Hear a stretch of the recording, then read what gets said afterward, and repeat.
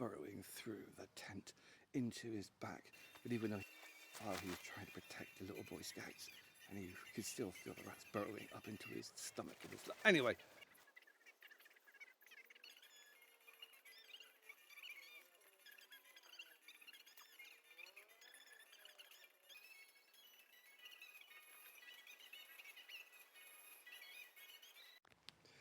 Right, I have semi-inflated, nothing wrong with a semi when you're my age, semi-inflated the mattress, just so it's got a bit of structure to it.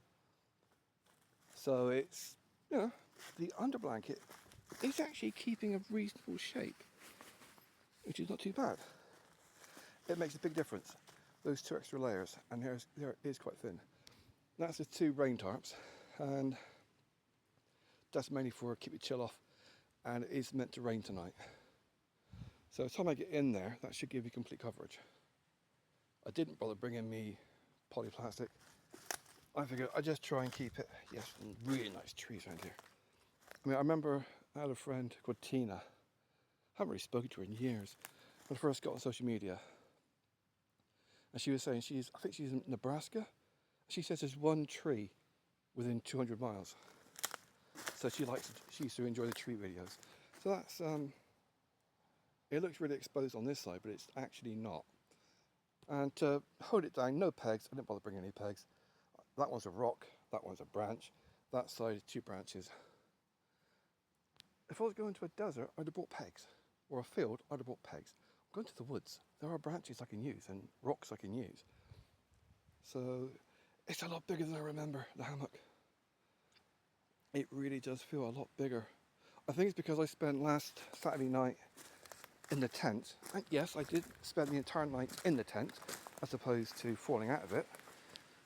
But it was so cramped. I'm only 5'7". I need to sit down on the grass because I'm terrified of squishing something in the bloody backpack. Now it's open.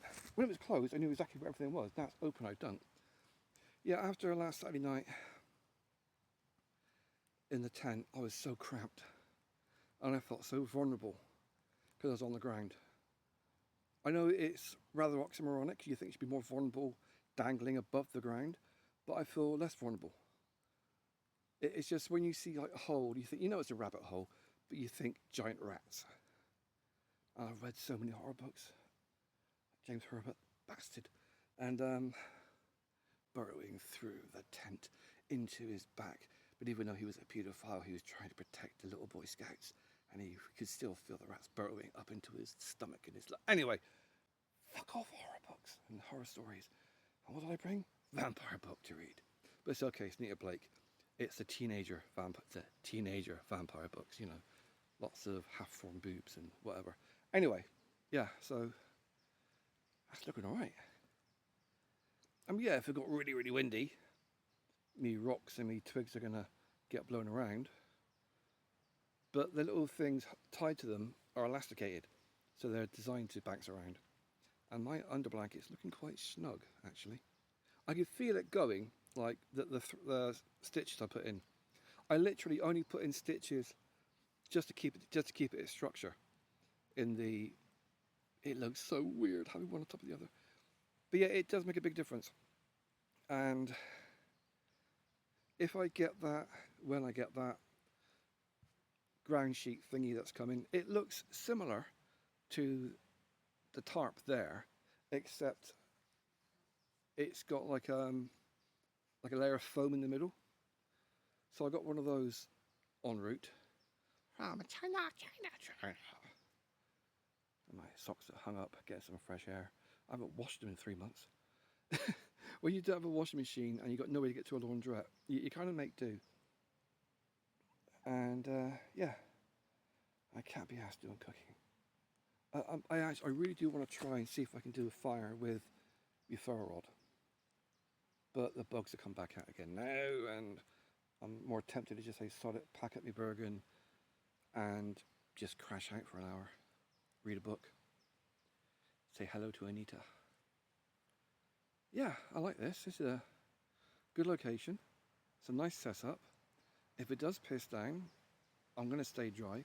Oh, if you think it's because it's not flat, that's a bad thing. That's not a bad thing, it's a good thing, it's intentional. Oh, don't get too windy. The reason I want it to be little creases in there is that way it's not going to run off one sheet and drip on me halfway through. It'll hit the groove and slide down the side. In theory, hopefully, see how it goes. And it does seem to have the right amount of ground clearance. So even if you're on a slope, as long as you adjust your straps accordingly, and it's tied to the tree, not all the way around to cut into it.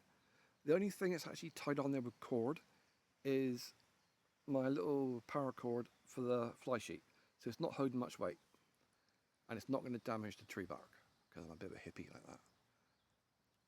And the strap is on there, but it's a wideish, I think it's like a 1 or 1.5 inch strap. So it's really loose. And that end, same kind of setup. So yeah, back to listening to hits of the 80s apparently.